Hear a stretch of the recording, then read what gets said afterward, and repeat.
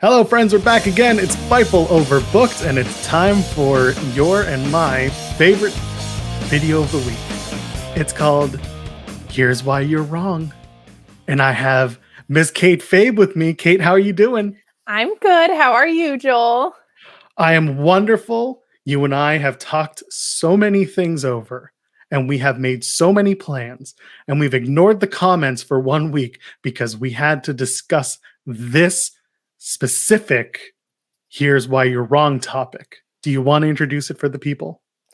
I would love to, because I think they are going to be absolutely hooked by this topic. Look, you can talk about your Montreal screw jobs all you want, you know what I mean? But when you get down to it, the most important wrestling debate topic in the history of the world is Hook versus Tony D'Angelo, the two meme wrestlers on AEW and on the new NXT, as we're seeing with Tony D'Angelo, that have actually turned out to be kind of good. So I'm actually very excited to get into this. Absolutely. When we started talking about this, we were like, meme wrestlers. We have to talk meme wrestlers. And there are other ones out there. There's Lash Legend, very memey wrestler, but hasn't hit the same plateau as Tony D'Angelo or Hook.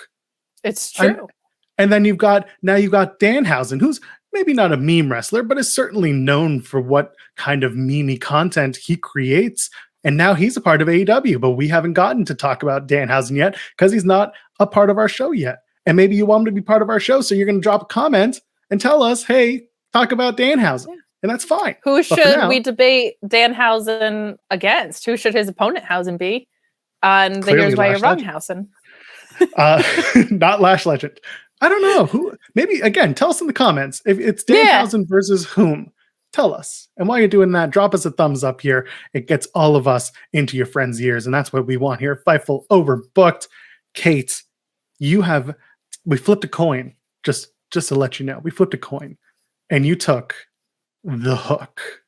I took the Hook, baby. Should I get us the Tony? You did, and you know what? Like, no matter what we end up saying on here, I'm going to have to be watching my back because you don't want to argue with Tony D. I don't know about that. So I'll get us started since you got us started on the last one. I'll just say, who even is Tony D's dad? Like, I know who Hook's dad is, and he rules, and he has contributed a lot to this business.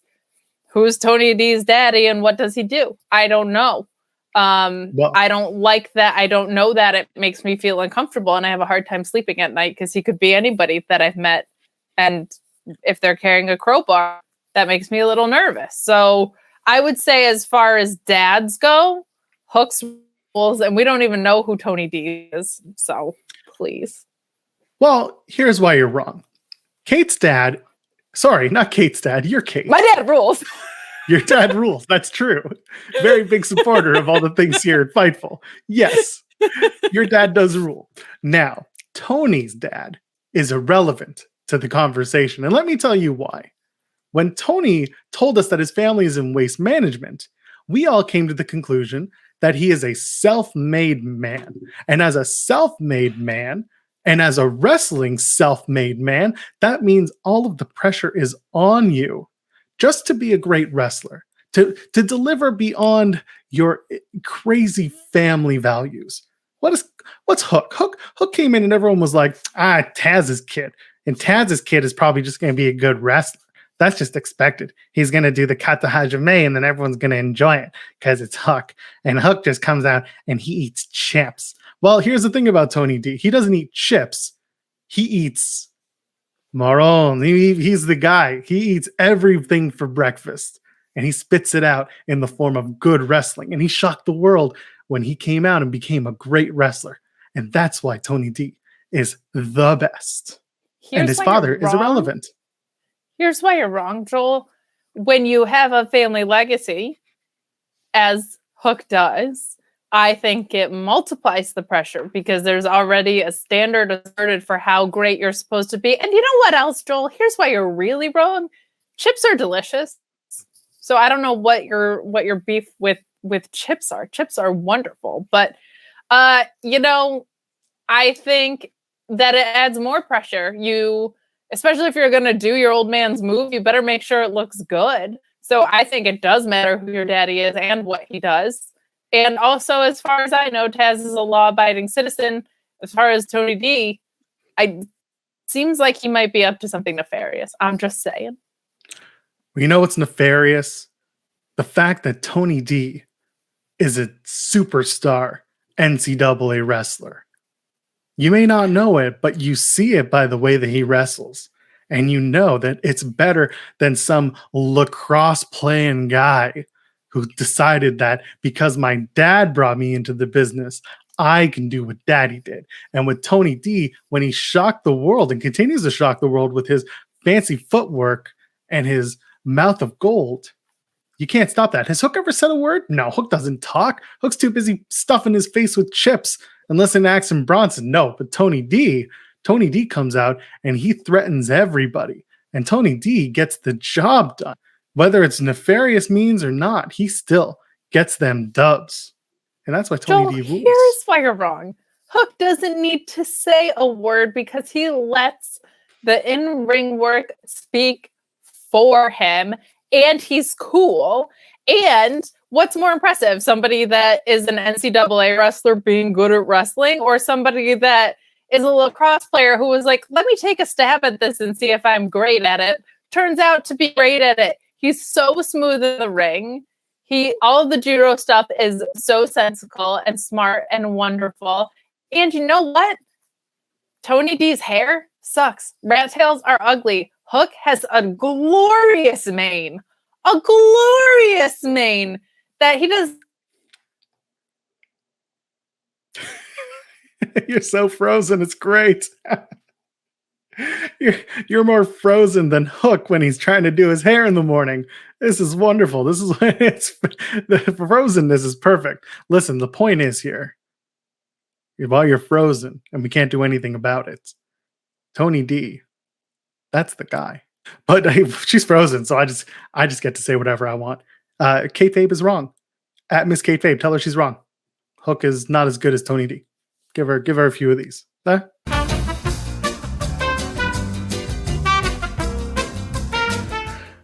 All right. I brought Kate back. Her internet jobbed her out, and I got a few shots in that maybe I didn't have to take. Kate, we're talking about Hook and Tony D. People don't know that all this stuff happened because our post-production, we bridged everything together. Make your points about Hook and let's move forward. We're letting them behind the curtain. We already talked about his amazing hair. I mean, outside of that, do you want to talk about the fact that like a top rapper thinks he's cool enough to have his song associated with him as opposed to this wannabe Sopranos theme that Tony D has? First of all, here's why you're wrong. We don't know if there are any rappers out there with the balls to confront Tony D and say, hey, I want to make you a rap song. And what if it's not good enough? Tony's just going to go and send the family after him. So he entrusted the one person he could to make his theme. And was it a good theme? Well, that's questionable. That's subjective. It's music. But what isn't is whether or not that rapper who would have approached Tony and give him a subpar product, what would have happened to him? That would have been on your hands. And by the way, Hook's hair, all it looks like is Hook rolled out of bed, chewed up some gum, forgot about it, went back to sleep, woke up with the gum in his hair, and now he got the whole whatever that is. Man, I knew you were going to be jealous of his hair, but letting it come out this way is just so messed up because it's perfect in every way. That's like not disputable. I was thinking maybe we would end this episode early and let me just like slam dunk the point here that Hook has the best hair known to man. But does Tony D even get it at the clubs? Because I know my boy Hook does.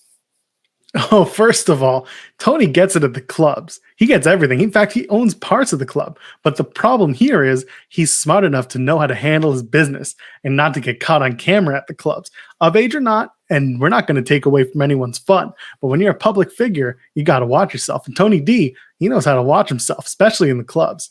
And then when he's in the ring, he watches himself even better because guess what? He never stops winning. Except for that one time, that doesn't count. Everyone loses once. Hook can be on a winning streak, whatever. But at the end of the day, you know who he's facing? He's facing the jobbers to the stars. Wow. I will just go ahead and say that he hasn't lost and that everybody on NXT 2.0 is a jobber. So Hook has more credibility and in-ring acumen than anyone in the history of this great sport. I'll just go ahead and say that. Like, I don't understand how you think that attacking someone when there's streamers all over them isn't the most brilliant ring psychology in the history of the world. I'm pretty sure it's cheating. And if there's one thing I know about Tony D is that when he cheats, he don't get caught. Just because those referees over where Hook works, they just like to let things go all willy-nilly. That's fine. That's their prerogative. But that's not what happens when Tony D wrestles. Tony D, when he wrestles, he keeps it on the up and up. And you know how he keeps it on the up and up? He takes care of the boys and girls in the pinstripes. And he gives them a little something. He gives them a little something just to make sure that the match goes just right and just the right way. Not like Hook, that degenerate who just attacks people while they're doing their thing and getting themselves over. He's stopping people from getting over. That's right, Serpentico, I'm on your side. You had deserved better. Okay, I'll say this. You're not wrong about the AEW referees. They are loosey-goosey with the rules. But let me fancy you this. Hook doesn't even need to say a single word to get over. And Tony D is going around calling people Petey Poppins. Like, this is what we're resorting to. He's this violent man, and he's calling people names like Petey Poppins. Come on. You're better than that. You're violent. You have in-ring acumen. Why are you calling people corny nicknames? I don't like it. I don't like it, Tony D. That's because turning your back to someone is a sign of disrespect. At least confronting them to their face is a sign of disrespectful respect. That's what our man Tony does. He shows disrespectful respect. He tackles his problems head on. When he's got a problem with you, he lets you know. Hook, however, the only way he lets you know is by staring at you and then hitting you and walking over you. That's assault, brother. How about if you're a wrestler, you should have ring gear? Come on, Tony. Come on. What are you wearing? That's not ring gear. That's not how you dress for a wrestling match. Is Hook a wrestler or is Hook a boxer? Okay, the shorts look cool. Yeah, but here's why you're wrong. He's not a boxer. Okay, here's why you're wrong. That's at least a sport that takes place in between the ropes, as opposed to just coming out there in your street clothes, like some ragtag whatever. I don't like it. I don't like it one bit. That's because Tony's from the streets, and when you're from the streets, you know how to fight anywhere, in any clothing. You shouldn't take innocent people and lock them in the trunk of your car. How about that? You want to talk about that? That producer probably did deserve it. He really did, right? Why would you do that? That's a really good point. Why would you cancel the appearance at the last minute, knowing that this guy has all the power? What's wrong with you? Why would you cancel any Tony D appearance? Is actually that's a perfectly good counterpoint. But here's what I will say: I think both of these young men are really sincerely great for professional wrestling in two completely different ways. And I sincerely think that is very, very fun, because meme wrestlers, when they turn out to actually be really good and can work, is so healthy because you're drawing in a younger demographic and they actually have like a great deal of integrity for professional wrestling. So while I will always be in the camp that Hook is basically like Hook, huge gap, Bret Hart, like I think that both of these wrestlers are actually very, very good for the landscape of pro wrestling. So that's why we're both right. I agree. I think we can hang our hats on that statement. And you know what? I'll go one step further. We'll go Tony D, huge gap, Shawn Michaels. An episode for a different day, my friend, because Bret is better than Shawn. Subjective art form, my friend. Where can the people find you on the internet? You can find me at Miss Kate Fave on Twitter. You can find me Tuesdays and Fridays on the Fightful YouTube channel, doing the NXT 2.0 post show and the AEW Rampage and SmackDown post shows, respectively, and Wednesdays at the Mark Order at Mark Order Podcast. It is Fightful Overbooked, youtube.com/Fightful Overbooked. I am Joel Pearl, JoelPearl. That's the @ as well. Put it behind it. Ladies, gentlemen, friends beyond the binary. We'll see you in the next one. Cheers.